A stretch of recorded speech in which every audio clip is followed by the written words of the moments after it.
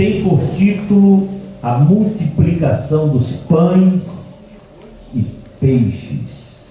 Diz assim, a epígrafe fala a multiplicação dos pães e peixes. Depois disso partiu Jesus para o outro lado do mar da Galileia, que é o de Tiberíades.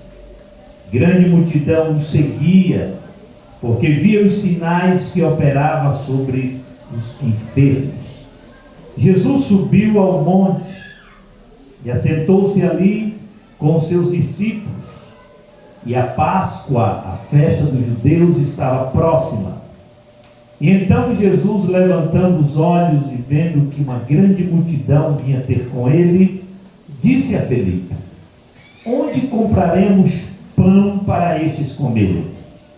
Mas dizia isso para o experimentar, porque ele bem sabia o que havia de fazer. E Felipe respondeu-lhe: 200 dinheiro de pão não lhe bastarão para que cada um deles tome um pouco. E um dos discípulos, André, irmão de Simão Pedro, disse-lhe: está aqui um rapaz que tem 5 pães de cevada e 2 peixinhos, mas o que é isso para tantos? E disse Jesus: mandai assentar os homens. E havia muita relva naquele lugar. E assentaram-se, pois, os homens, em número de quase 5.000.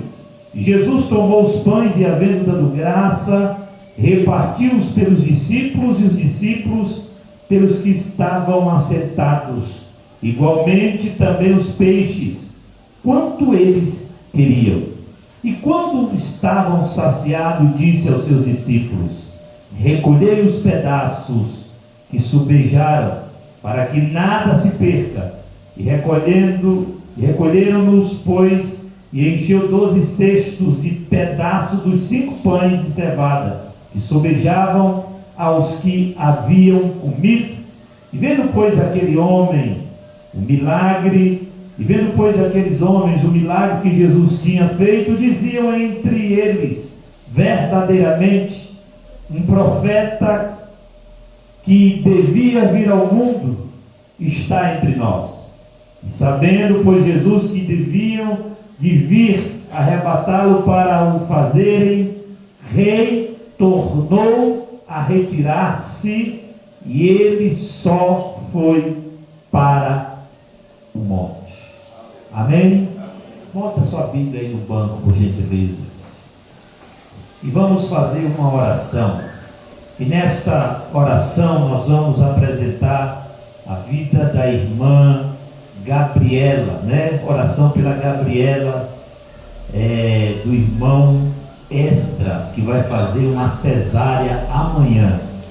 Vamos orar. Senhor, em nome de Jesus, aqui está a tua palavra, Senhor. Deus, eu te peço, abra as portas da tua palavra. Fala conosco nesta noite. Paralisa toda ação do mal contra esse lugar, Senhor. Abençoa a tua filha que vai fazer uma cesárea amanhã. Senhor, nós oramos nesse momento, que as tuas mãos sejam sobre ela, e que tudo vá bem, Senhor, e que ela venha contar o testemunho dos teus cuidados. Abençoa e dá vitória no nome de Jesus. Amém. Podem sentar.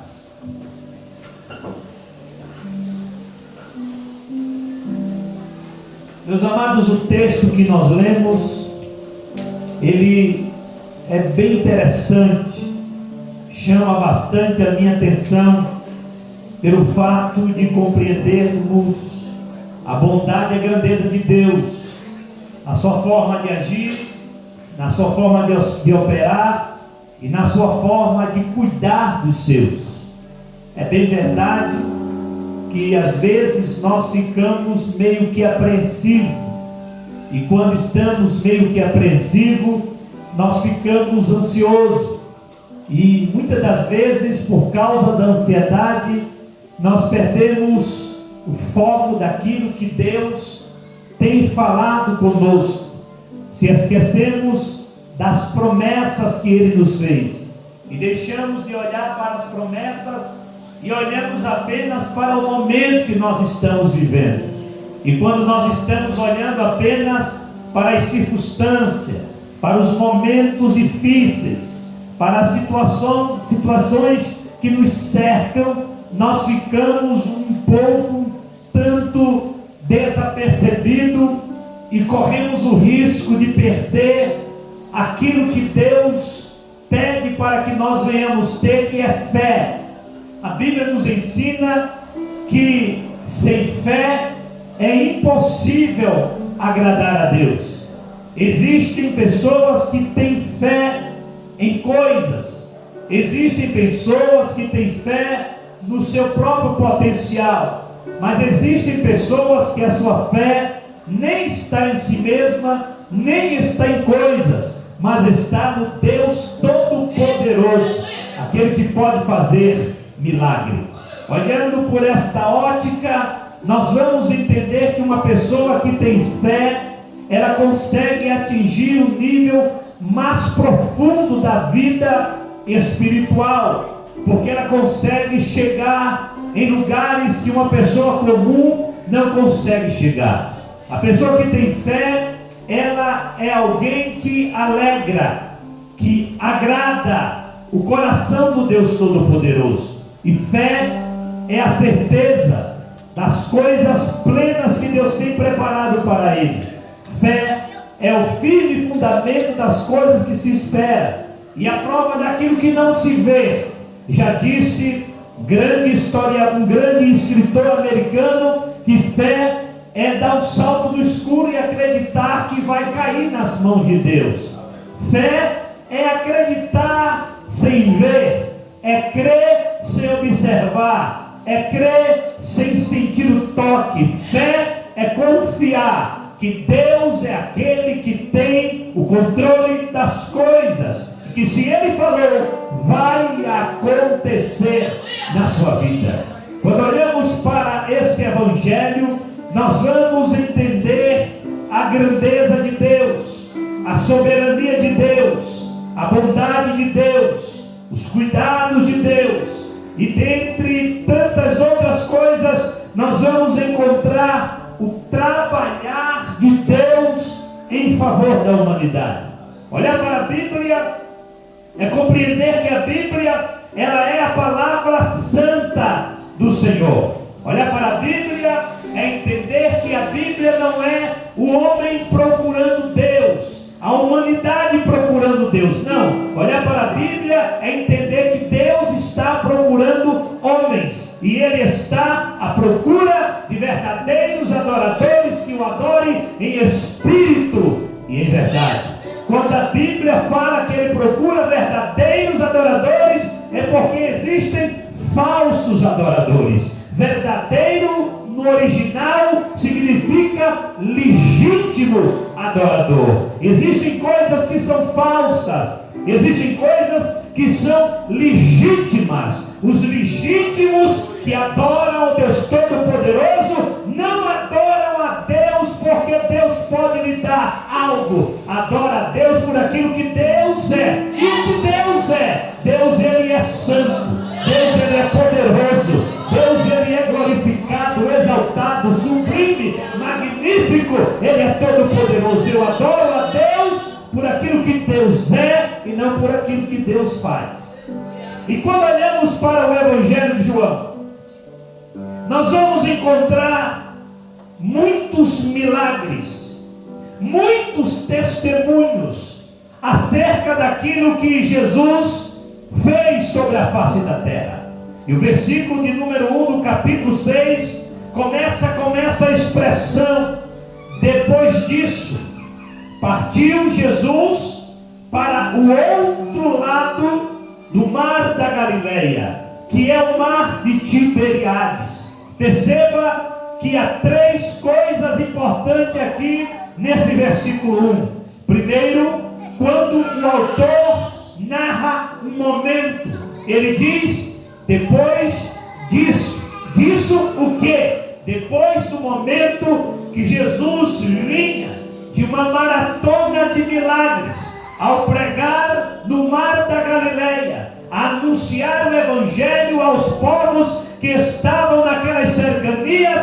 E diz: partiu Jesus para o outro lado do mar da Galileia. A palavra partir denota um sentimento de que há momentos para as coisas acontecerem na minha vida. Eu preciso tomar decisões, eu preciso ter atitude, eu preciso me mexer, se locomover, sair do lugar, andar, caminhar, mudar a rota para encontrar-se com o milagre que Deus tem para as nossas vidas. Talvez você entrou aqui hoje e está dizendo: pastor, o que eu faço para Deus me abençoar? Mude a rota da sua vida, recalcule a rota da sua vida e volte para o altar da adoração, que você vai encontrar Deus e vai ter milagres acontecendo na sua vida. Jesus partiu, Jesus ele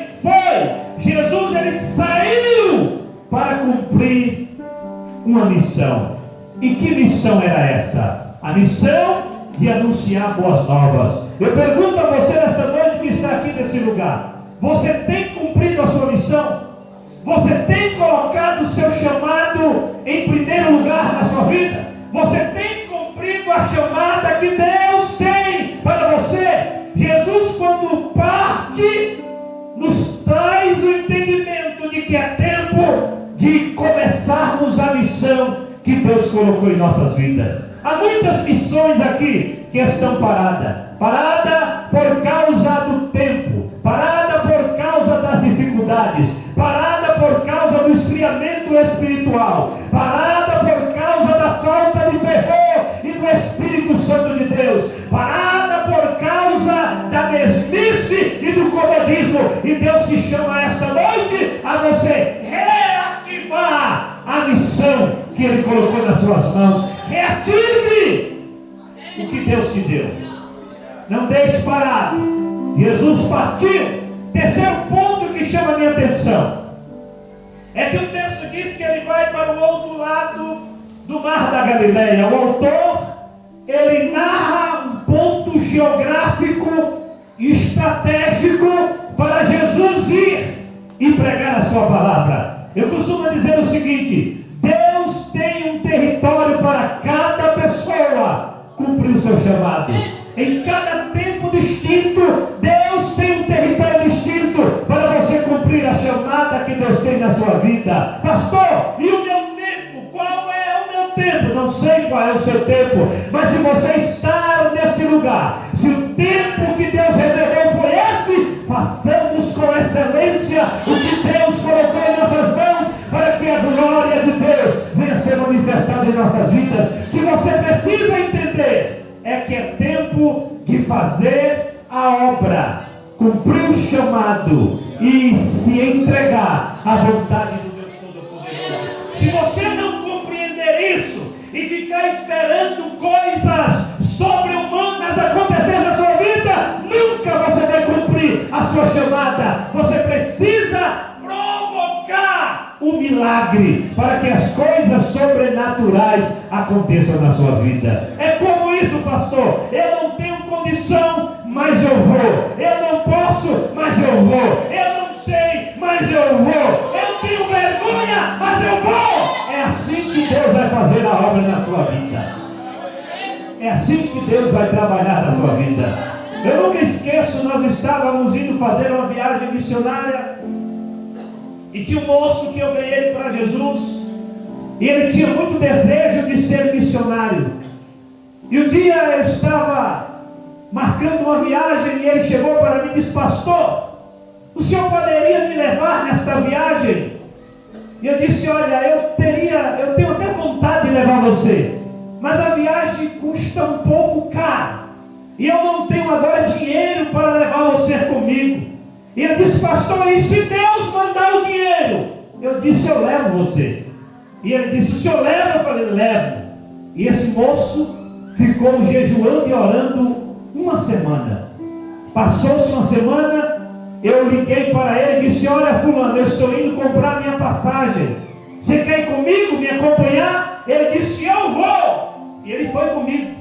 E eu falei, poxa, que pena que você não conseguiu dinheiro, senão levaria você comigo. E ele disse, pastor, eu não tenho dinheiro, mas o dono do dinheiro pode mandar o dinheiro para mim.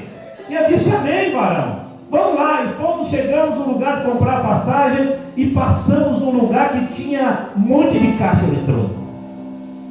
E ele parou e, pastor, peraí, pastor, olha, vem cá, vem aqui no caixa. Eu fui no caixa. Alguém sacou R$1.000 e não puxou o dinheiro dele, estava lá, para fora. E ele disse, e agora o que eu faço, pastor? Eu falei, pega a bênção e compra a passagem, que Jesus mandou o dinheiro para você. E ele olhou para um lado, olhou para o outro, aquele monte de nota de 50. Ele foi lá, pegou e disse, vamos fazer o seguinte, para nós não ficarmos com a mente pesada, vamos procurar nos guichês, se alguém esqueceu. Todo guichê que chegava estava fechado, só de vender a passagem que estava aberto. Eu falei, toma posse da bênção e compra a tua passagem, que Jesus mandou a passagem para você fazer a obra de Deus. Pastor, o que o senhor quer dizer com isso? Que o Deus que te chama é o Deus que manda a condição para você. O Deus que te chama é o Deus que capacita você. O Deus que dá o projeto, Ele dá a condição de você realizar o projeto. Se Ele mandou, Ele vai providenciar. Você crê nessa palavra? Olha para o teu irmão e fala, fica tranquilo. Se Deus mandou, Ele manda o recurso. Diga, o Deus que dá o projeto é o Deus que dá os recursos. Quem crê nessa palavra? Tem recursos de Deus chegando esta noite para a sua vida, para que você realize aquilo que Deus colocou no seu coração. Esse Deus é o Deus que dá o projeto e manda recursos. Quando eu olho para o texto, nós vamos encontrar no versículo 2 lições extraordinárias. O capítulo 6 de João nos traz aqui algumas lições especiais. E essa lição, ela vem para 3 grupos de pessoas. O primeiro grupo de pessoas são os discípulos. Jesus vai mostrar para os discípulos. Jesus vai ensinar os discípulos que o financeiro, como eu disse ontem, não é o mais importante para a vida de um ser humano. Porque tem muita gente que tem o financeiro, mas não consegue ter a alegria que precisa ter. Porque o dinheiro compra o remédio, mas não compra a cura. O dinheiro compra a cama, mas não compra o sono. O dinheiro compra a casa, mas não compra a paz. O dinheiro compra as pessoas, mas não compra a consciência tranquila. Então, o dinheiro mais importante. Você pode até agora estar numa crise de dinheiro, numa crise financeira. Você precisa entender uma coisa, que o dinheiro não é o mais importante. O mais importante é o provedor da sua vida. Se Deus está com você, o dinheiro vai vir para a sua vida. Se Deus está com você, os recursos materiais vão chegar na sua vida. Jesus traz essa lição para os discípulos, que o financeiro não é maior, nem tampouco a provisão, mas o mais importante é o provedor, o Deus que está acima de todas as coisas. Segundo o grupo de pessoas que Jesus vai trazer o ensinamento, é aqueles que estão à beira da estrada, embaixo do morro. A multidão vai aprender que ir até Jesus não é dar passos em falsos ou perder o tempo. Ir até Jesus resulta em coisas tremendas e maravilhosas. Ir até Jesus é ir de encontro ao seu milagre.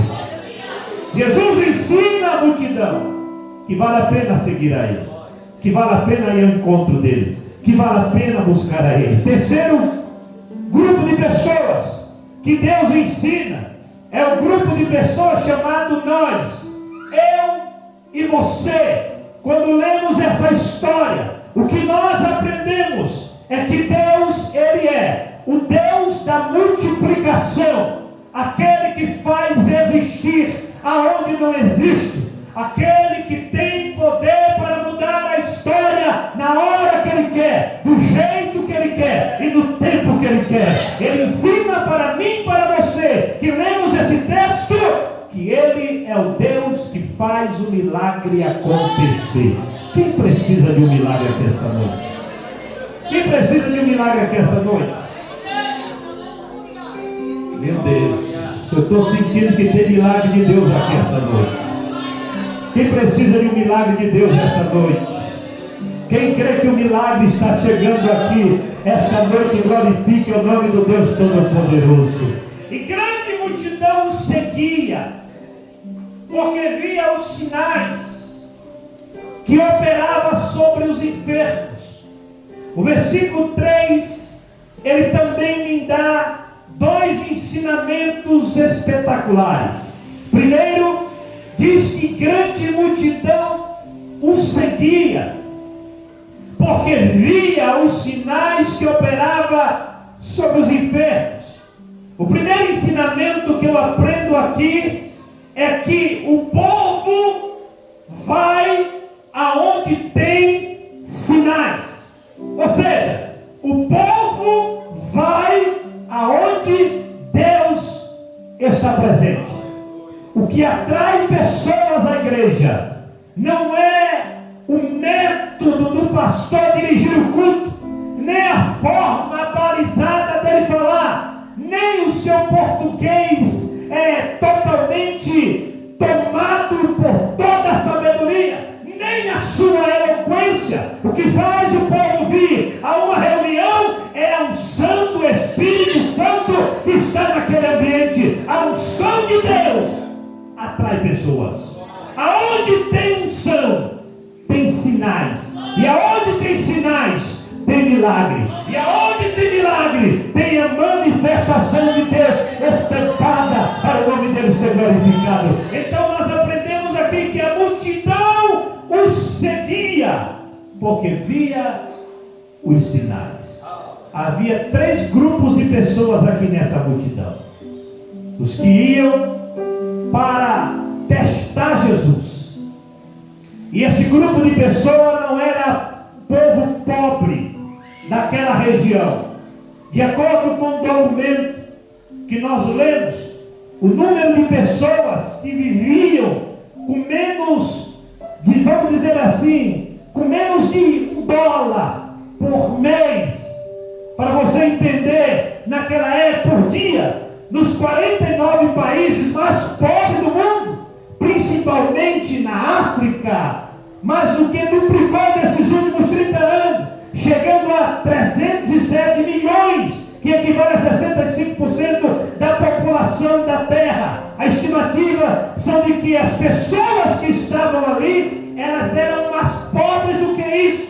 E as pessoas que estavam ali estavam enfrentando uma crise terrível. Por quê? Porque o poder de Roma, o Império Romano, estava escravizando as pessoas, tomando o que era delas e levando elas a trabalhar como escravos para trazer sustento, dinheiro e ouro para o palácio de César. E então, dentro daquela circunstância, o povo estava cansado, miseravelmente pobre, mas este povo estava indo em busca do pão que perece, sim, mas muitos que estavam ali porque queriam testar Jesus. E quem era esse povo? A alta corte do Sinédrio pagava a pessoas para acompanhar Jesus, para investigar Jesus, para na primeira falha que ele tivesse, mandasse que o prendesse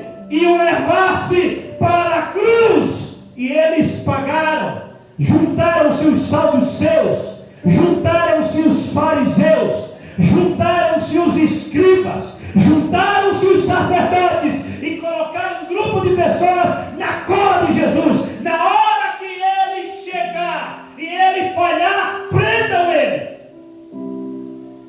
massacrem ele. Mas os que estavam ali para pegar uma falha não conseguiam ver nada, porque havia um tempo para Jesus operar na terra. E nesse tempo havia uma blindagem espiritual, e demônio nenhum poderia entrar naquele tempo, porque não era tempo de prendê-lo, porque tinha que se cumprir a palavra do Deus Todo-Poderoso. Pastor, eu não entendi, eu vou lhe explicar. Enquanto você estiver coberto pela promessa de Deus e pelo tempo de Deus, demônio nenhum pode tocar na sua vida, porque você está protegido pela boa mão de Deus. Havia esse grupo. O segundo grupo de pessoas que estavam ali eram aqueles que iam para ver se verdadeiramente Jesus operava milagre. Grupo de curiosos. Os curiosos estão em tudo quanto é lugar. Tem sempre um curioso no meio da multidão. Tem sempre um curioso querendo saber da história. Também tinha ali o grupo daqueles que estavam ali porque precisavam do milagre. Eram aqueles que iam porque queriam adorar, porque queriam participar do culto, porque queriam receber milagres da parte do Deus Todo-Poderoso. Eu não sei em que grupo você está, mas se você veio aqui, está no último grupo, na caravana dos adoradores, hoje tem milagre de Deus para a sua vida, porque Deus é fiel para te abençoar. Versículo 3 diz assim: e viu os sinais que operavam sobre os enfermos. A segunda verdade, o segundo ensinamento que eu aprendo é que Jesus, Ele tem poder para curar enfermidades. Pessoas às vezes estão sofrendo de males terríveis, gastando dinheiro e mais dinheiro, mas eu creio que o Cristo que nós pregamos, se Ele esta noite quiser curar você dessa enfermidade, você vai sair daqui hoje curado. E se eu fosse você, eu recebi essa palavra. O Deus que cura está aqui nesse lugar, e Ele pode curar você esta noite, porque Ele tem poder para curar as enfermidades. Aonde Jesus está, enfermidades têm que cair por terra. Ele cura a doença. Quem crê nessa palavra? Quem crê que Deus está curando aqui esta noite? Quem crê que Deus está curando aqui esta noite? Oh glória! Se eu fosse você, eu adorava ao nome do Deus Todo-Poderoso. O próprio Jesus está aqui, Ele está dizendo: eu vou curar você, porque eu sou Deus. Versículo 3: e Jesus subiu ao monte e assentou-se ali com os seus discípulos. Esse versículo 3, ele chama a minha atenção, porque ele nos traz um entendimento profundo. O versículo 3 diz que Jesus subiu ao monte e assentou-se ali com os seus discípulos. Queridos, é interessante quando lemos esta passagem, porque parece que houve aqui uma confusão entre as pessoas que estavam lá naquele território. Segundo o que nós aprendemos, Jesus estava vindo pelo mar, ou seja, pelo rio. E Jesus vindo pelo rio, nós aprendemos que o povo estava vindo pelas margens, andando a pé, caminhando, para encontrar-se com Jesus e ouvir algo da sua parte. E chega a um ponto específico que nós não temos a precisão para dizer que de repente Jesus, ele, em vez de ir ao povo que estava necessitado, ele se afasta do povo e vai ao monte. Olha o texto: e Jesus subiu ao monte e assentou-se ali com seus discípulos. Jesus vai para um lugar e chama à parte os discípulos. Jesus vai fazer uma reunião com os seus discípulos. Jesus percebe que uma grande multidão vinha procurá-lo. Então ele identifica que esse povo estava faminto durante o dia, o deserto, o sol escaldante. Jesus, preocupado com o povo, chama os discípulos e faz uma reunião com a comitiva apostólica, e ali ele conversa com os seus discípulos acerca do que vai fazer com aquele povo. Aqui eu abro um parêntese para dizer algo a você. Tem horas que parece que Jesus se afastou. Tem horas que Deus fica em silêncio. Tem hora que nós estamos em aperto, em angústia e agonia, e parece que o céu está fechado.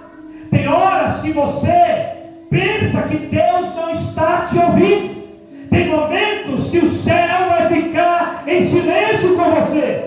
Tem momentos que você vai sentir a ausência de que Ele está um pouco distante. Você ora, parece que a tua oração não sobe. Você busca, parece que nada acontece. Esse momento é o tempo do silêncio. Todo crente passa pelo tempo do silêncio. Mas o que chama a minha atenção é que enquanto ele estava em silêncio com a multidão, e a multidão apavorada, cadê ele? Nós viemos aqui para o vê-lo e ele não está aqui. Enquanto ele estava em silêncio, ele estava em reunião, preparando o projeto da providência.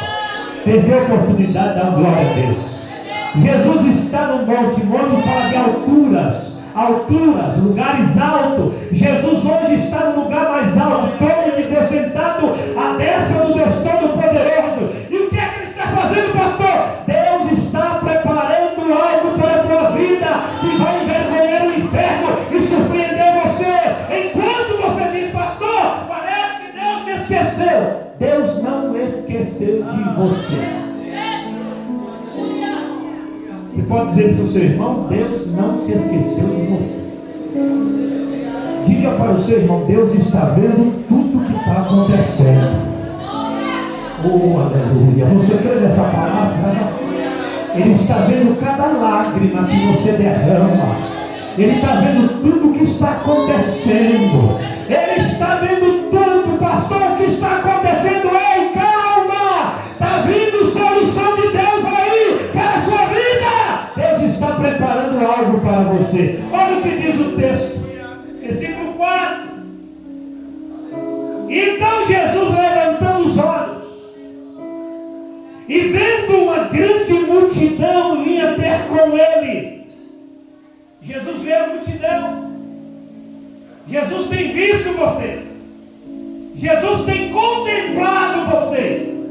Ele tem visto as tuas lágrimas, a tua dor, a tua angústia, as tuas dúvidas, o teu medo, as tuas incertezas. Ele tem contemplado tudo que está dentro do seu coração. Ele tem visitado a tua alma, indo lá nos recônditos da tua alma. Ele já abriu as gavetas do teu coração e ele está dizendo: calma, porque eu estou no controle, eu estou vendo tudo. Eu estou contemplando o que você está passando. E o texto diz que Jesus, vendo a multidão, Jesus chama Filipe. E Jesus faz uma pergunta a esse moço. Jesus pergunta: e agora, onde compraremos pão?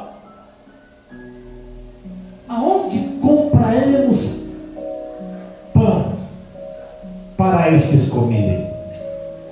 Jesus, quando olha para Filipe, Filipe era um discípulo, aprendiz de apóstolo, que estava ali para aprender. Jesus perguntava aquilo para o experimentar, porque o texto diz: ele bem sabia o que havia de fazer. Deixa eu dizer uma coisa para você: tem hora que Deus nos experimenta, sim ou não?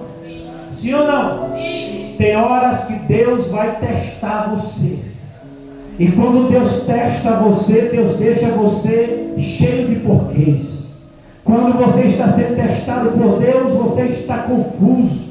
Quando você está sendo testado por Deus, você está sendo pressionado por algo. Quando você está sendo testado por Deus, você muitas das vezes está sendo perseguido por alguém. Você está sendo mal compreendido por alguém. Às vezes o teste vem através de uma porta que se fecha. E a porta fecha e você fica desesperado. E agora? O que é que eu vou fazer? Às vezes o teste vem através de um levante, de alguém que está próximo a você, que do nada começou a se levantar contra você. Às vezes é uma enfermidade que chega, é um problema que surge do nada, chega na sua vida e você fica sem saber o que fazer, sem saber a quem recorrer, sem saber aonde ir. Aí ele diz: calma, Eu estou testando você. Eu estou provando você. E por que Deus testa você? Porque Deus está investindo em você. E o que Deus tem para você é coisa grande. E quem é chamado para coisa grande, quanto mais é dado, mais é cobrado. Então não se preocupe, Deus vai testando você, Deus vai imprensando você, Deus vai levar você a um lugar que você vai se encontrar num beco sem saída. Você vai olhar para a direita, para a esquerda, para trás, para os lados. Não tem nada que possa te ajudar e você se lembra do céu. Olha para os altos e do alto Deus manda socorro para a sua vida, porque Deus é Deus que faz assim. Ele testa você. Eu nunca esqueço do que Deus fez comigo um dia. Eu cheguei num lugar para fazer uma visita. Eu tinha um carro do ano, novo, caro, que Deus tinha acabado de me dar fazia meses. Eu orei para um empresário, o pai dele foi curado de uma doença, ele não andava e passou a andar, e esse moço foi lá e me deu um carro caro de presente. E eu cheguei um dia no lugar, naquele carro confortável, bonito, e estava lá o missionário que ia para cima e para baixo levar ceia, e Deus falou comigo naquele dia: dá o teu carro para ele. Dá o meu carro, Jesus? Deus não está falando comigo não. Essa voz não é de Deus não. Dá o carro para ele. 3 vezes, dá o carro para ele. Deu o carro para o irmão. O irmão pegou o carro, tremia. E ele tremia e tremia e dizia: pastor, como que eu faço? Eu não tenho dinheiro nem para pagar, pastor, nem para pagar, para mandar lavar esse carro. Eu falei: eu não sei, se vira, Jesus mandou te dar o carro, procura o cartório. Eu não tenho cartório aqui, tem lá, então vamos passar o carro para o teu nome, que o carro é teu. E toma posse da bênção, que quem deu o carro vai dar gasolina, vai dar IPVA, vai dar seguro, vai dar tudo, porque ele não dá nada pela metade. Quando ele manda, toma posse. Não fica, Senhor, mas se eu pegar aqui, como que vai ser ali? Não, toma posse de quem dá aqui, cuida ali, cuida lá, e vai até o fim. O irmão pegou o carro e eu vim embora para casa, peguei um ônibus e vim embora. Fiquei uns dias sem carro. E eu falei: meu Deus, será que foi tu que mandou dar minha carro? Eu nunca esqueço que eu estava indo, pregar, e fui para o ponto de ônibus. O irmão tinha me dado um terno, nunca esqueça aquele terno, claro, irmão, eu era mais gordo, um gordãozinho assim igual eu, com terno branco, irmão, é uma beleza, Eu estou lá no ponto do ônibus, o irmão passou, irmão, quando ele veio, uma poça de água, passou na água, eu tomei um banho de água de lama. Eu falei: eu estou na prova, eu estou sendo testado, Jesus.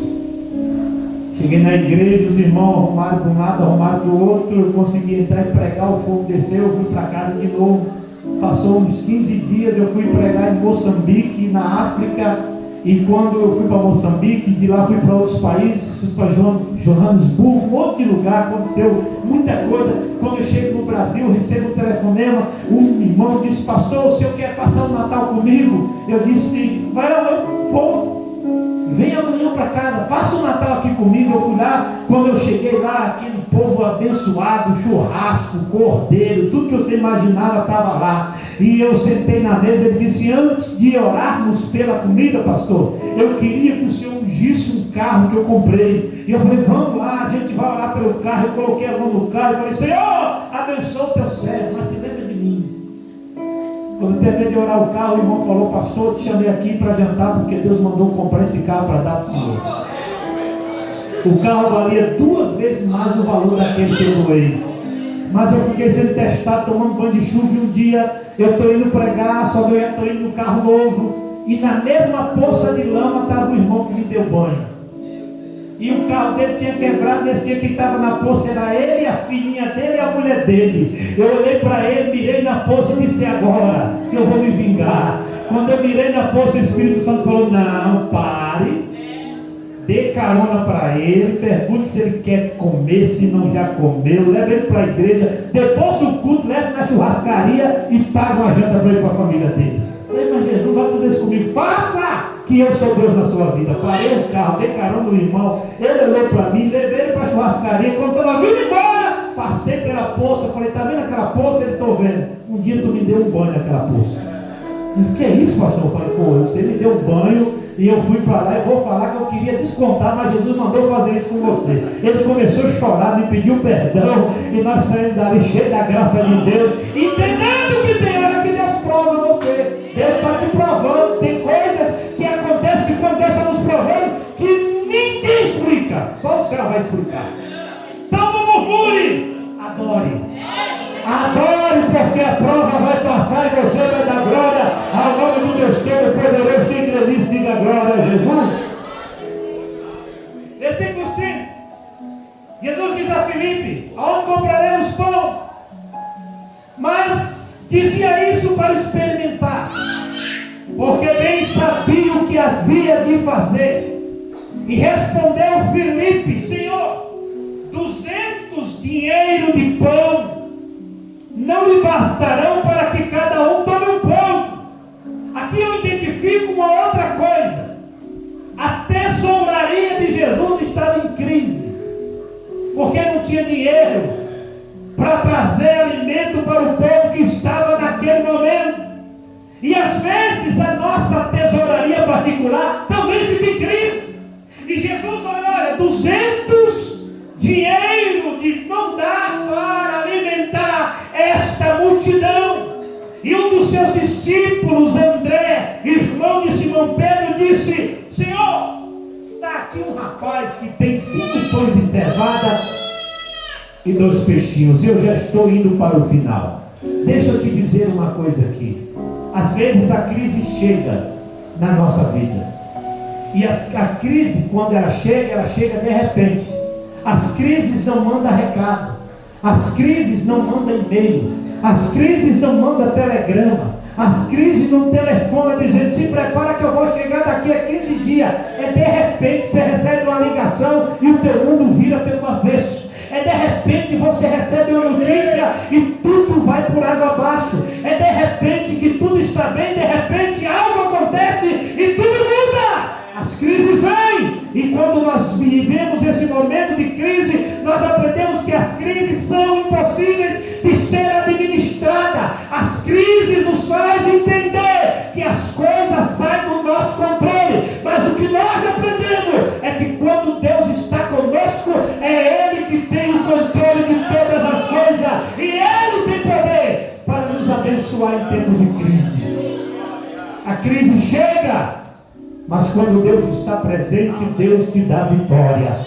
E se alguém entrou aqui esta noite em crise, eu quero dizer a você: fique em Cristo, porque a tua vitória está chegando. Em nome do Senhor vai ser glorificado na sua vida. Não se desespere, confia no Senhor, creia, Deus está no controle de tudo. E ele disse: tem um rapaz aqui que tem 5 pães e 2 peixinhos. Mas o que é isso para tantas pessoas? Trouxeram o rapaz até Jesus. E aqui eu olho para este rapaz que a Bíblia não dá o nome dele. Nenhum historiador vai dizer o nome desse rapaz. Nenhum intelectual, nenhum erudito, nenhum sábio vai encontrar o nome desse moço. Esse moço era mais um da multidão. Esse moço é comparado àquele rapaz que está tendo um evento grande. Ele pega a sua caixa de isopor, coloca os seus refrigerantes e vai lá vender. Esse moço é aquele que estava ali no final do evento com seus produtos encalhados, sem ter vendido para ninguém, porque aproveitava a multidão e estava ele só. Mas esse moço chama a minha atenção. Esse moço, ele está ali, e quando a crise acontece, esse moço, ele é aquele que tem a solução para o milagre acontecer na vida daquela multidão. Quem era esse moço? Aqui tem um rapaz. Quem é esse rapaz? Desprezaram a essência desse rapaz. Talvez você está aqui, ninguém dê nada para você. Talvez você seja o moço dos pães e dos peixes, mas é através de você de um milagre que vai alimentar a multidão, vai sair das suas mãos, porque Deus trabalha através daqueles que ninguém dá nada por eles. Deus opera na vida daqueles que ninguém dá nada por ele. Comecei a pregar no ano de 2003, nunca esqueço disso, pregador novo, afoito, empolgado, com vontade, desejo de pregar a palavra, comecei a pregar, e Deus começou a me abençoar, Deus começou a me usar, Deus começou a mover a minha vida. E um dia eu estava pregando na igreja, e um irmão me viu pregando, terminou o culto e disse: "Senhor, pode pregar no nosso congresso?" Eu disse: "Onde que é a sua igreja?" Eu sou lá da igreja do pastor José Santos, que é o sogro do Silas Malafaia, a igreja onde o Silas dirige hoje, só que era na rua Montevidéu. Ele disse: "Vai ser um congresso, vai ter milhares de pessoas, e vai ser bom o senhor pregar, porque o povo vai te conhecer." Eu falei: "Eu vou." E fui pregar alegre, né? Pregar num evento daquela magnitude. Eu nunca esqueço, eu tinha um Chevette, e o meu Chevette era uma bênção, irmão, porque o meu Chevette fechava os vidros, mas tinha um que só fechava quando eu colocava um cabo de vassoura. Ele segurava. E naquele dia eu fui pregar naquele congresso, cheguei lá, um monte de carro bonito, importado da frente da igreja, e tinha uma vaga do pregador. Quando eu vou encostando o diácono: "Ei, tira o seu carro daí, que é a vaga do pregador." Eu olhei para o diácono e disse: "Não, mas eu sou o pregador." Ele disse: "Não, você é o pregador? Não. Quem te convidou?" "Não, foi o Paulo César. Chama ele com muito custo."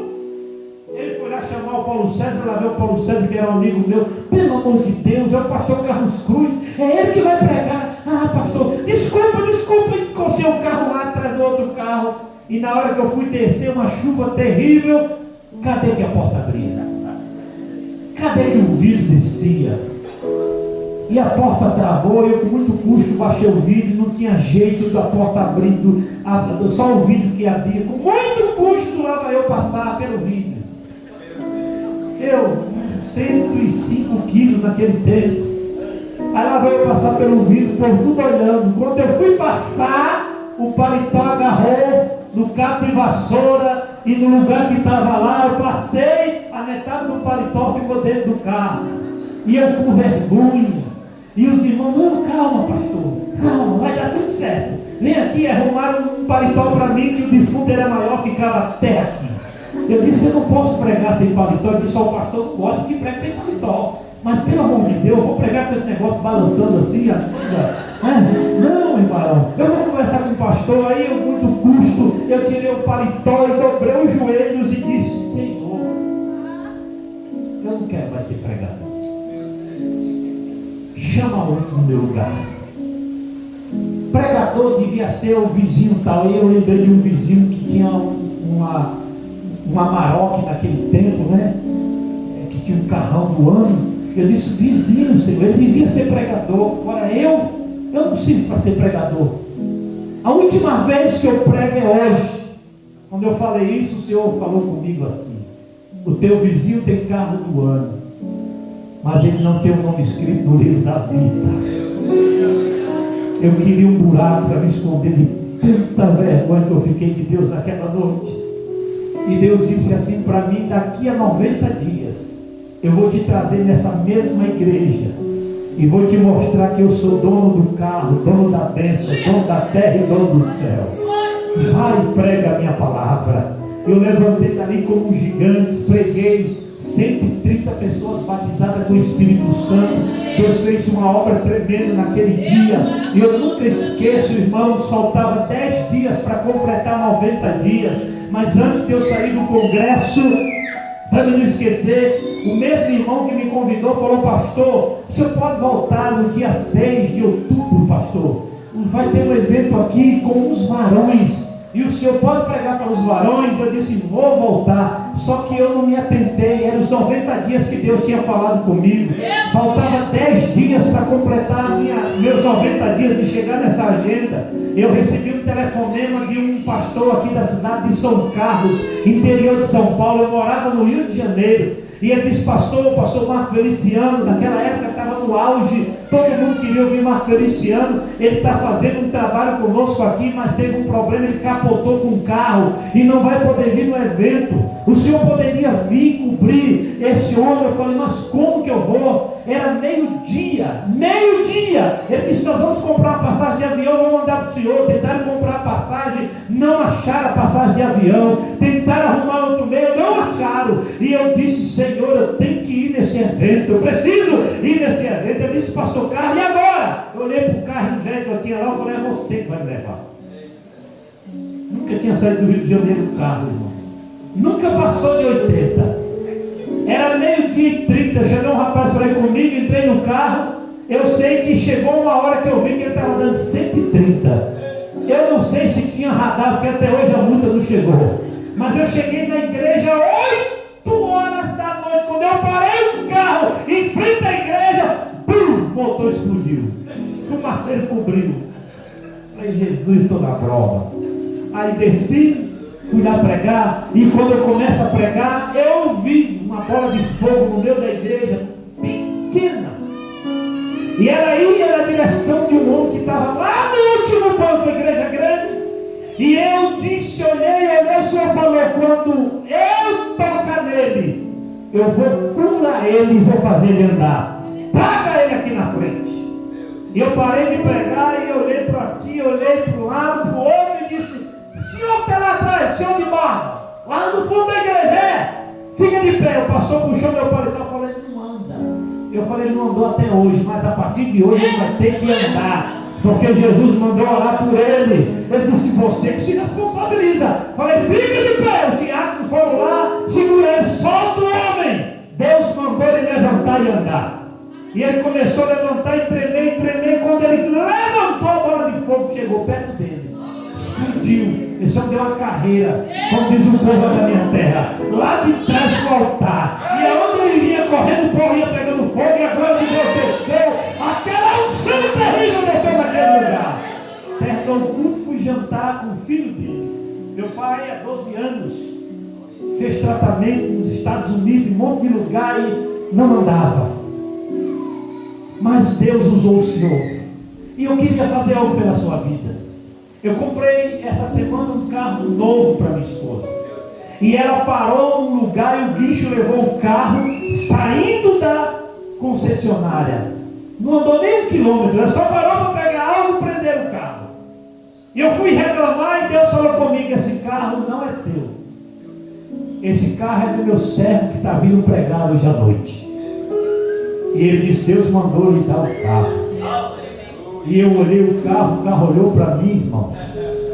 Era tanto botão automático, o meu carro era um carro de vassoura, no dele eu só apertava o botão, os vídeos subiam e descia. E era um carro naquela época de 120 mil reais, era muito caro. E eu olhei para o carro, peguei a bênção, e eu estava na casa de um irmão hospedado. Eu acordei de madrugada, olhava para o carro, estava como os que sonham. Eu falei: Jesus, agora eu entendo essa palavra, ficar como os que sonham. Eu olhava para o carro olhava para mim. Teve uma hora que eu me empolguei, toquei no algo, o alarme do carro começou a tocar, acordou todo mundo. Eu falei: calma aqui, eu estou emocionado, e eu estou tomando posse da bênção. Voltei para casa, chegou 10 dias, se cumpriu, lá vai eu voltando com a profecia e a palavra de Deus cumprida. Daqui a 90 dias eu vou te trazer aqui, vou te dar um carro novo. E eu cheguei lá, nem parei direito, o irmão: corta aqui. Eu falei: infeliz. Bateu os líderes, olhou para mim e disse: o senhor? Eu falei: pegou emprestado esse carro de quem? Eu falei: olha o miserável, Jesus, esse carro é meu. Eu tirei o documento e esfreguei na cara dele: vem aqui, de quem é esse carro? É do senhor mesmo. E eu cheguei lá e Jesus me abençoou. Por que eu estou falando isso tudo? Para estimular a sua fé e você entender uma coisa: a crise chega, mas o homem que multiplica pães e peixes está aqui, é Jesus de Nazaré. E se você precisa de um milagre essa semana, fique de pé, se eu quero orar por você. O Deus de milagres está aqui. O Deus que abre portas está aqui. Eu estou falando e o Espírito Santo está enchendo o meu coração para dizer a você que tem algo novo chegando para a sua vida, para dizer a você que Deus vai entrar nesta causa e vai te dar vitória, para dizer a você: não desanime, não se desespere. Deus não vai te deixar no prejuízo. Ele é Deus do milagre, e Ele te trouxe aqui para te dizer: eu sou o Deus do milagre. Quem crê nessa palavra? Quem precisa dessa esta palavra para a sua vida? Quem crê que esta semana Deus tem um milagre para você? Quem crê? Quem crê? Quem crê? Levante assim as suas mãos. Eu não vou chamar vocês aqui na frente hoje não. Quero que vocês dêem a mão. Fecha o corredor aí. Dê as mãos. Todo mundo de mão dadas. Isso. Fecha as mãos. Fecha o corredor. Dê as mãos. Fecha o corredor. Eu vou orar por você nesta hora. Eu estou sentindo a unção de Deus aqui. A unção da providência de Deus está aqui. Deus está curando pessoas aqui esta noite. Deus está abrindo portas que estão fechadas aqui esta noite. Deus está restaurando aqui esta noite. Deus está entrando com providência na sua vida aqui esta noite.